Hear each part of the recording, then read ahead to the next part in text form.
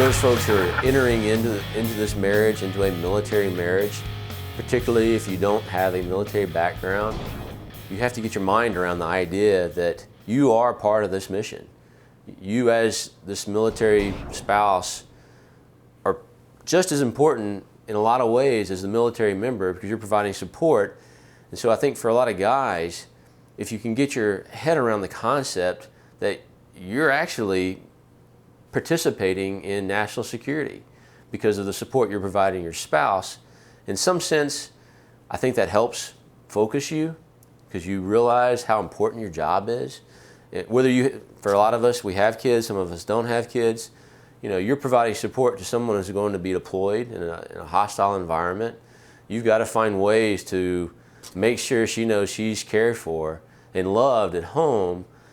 And so I think for a lot of guys, if they can understand that, especially, all of our wives are going to retire at some point or another. You may be putting your career on hold. It's for a worthwhile cause. When I transitioned from being in the military to being a veteran and being a stay-at-home dad, for me, because of Kate, it was a pragmatic decision where I felt like I was actually doing the right thing for our family. And so in a sense, it was a manly thing to do to take care of our family. So I regretted it in a sense, but in a way, I felt like this is something I had to accomplish. And so I was taking care of my family by doing something that required a little sacrifice.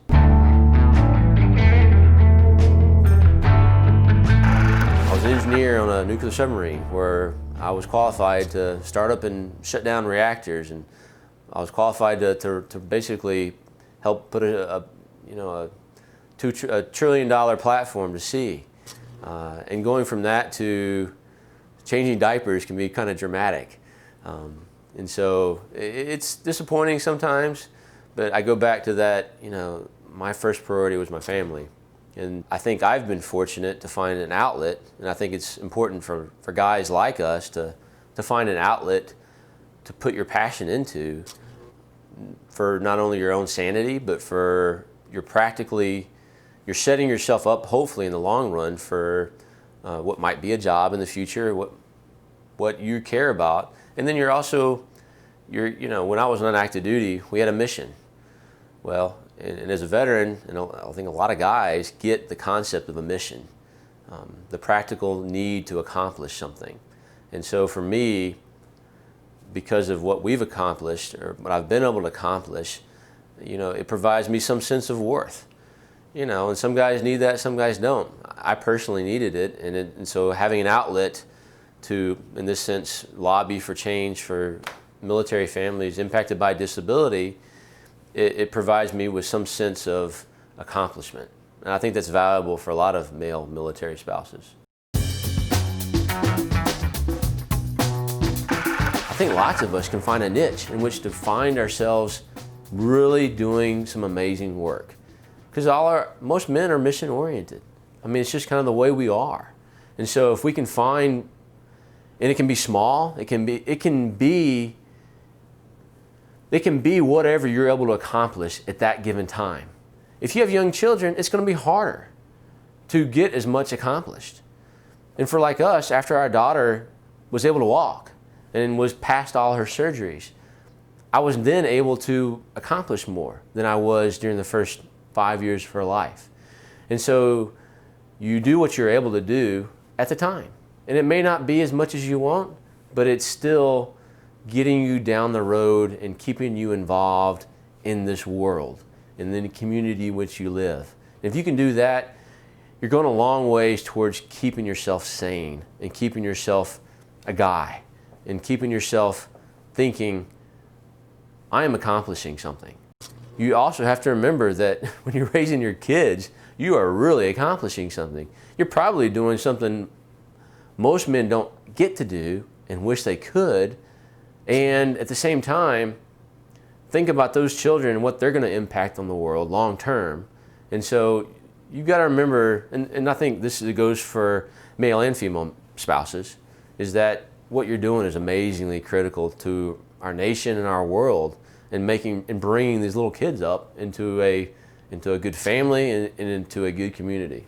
And guys forget that. It takes a while for the transition. Oh, yeah. I mean, me, myself included. Yeah. It took me years to figure it out, you know, because I was always good at doing my thing. You get hung up.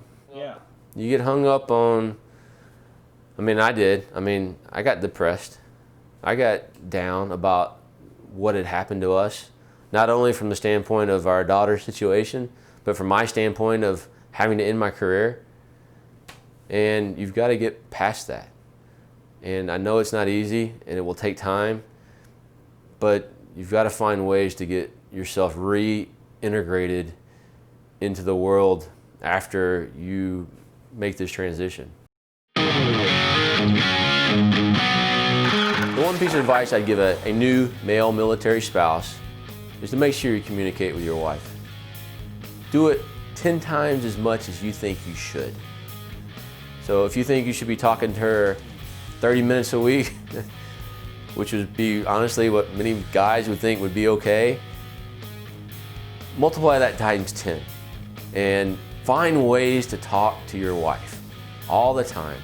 Take her out to lunch, take her to the coffee shop after work.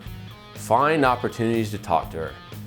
You will find that you'll both get to know your new spouse so much faster and what she's about and everything else, but you'll also find out there are going to be so many things related to the military that you need to be part of and that are going to cause problems in your marriage, that when you talk through them, you end up with solutions faster.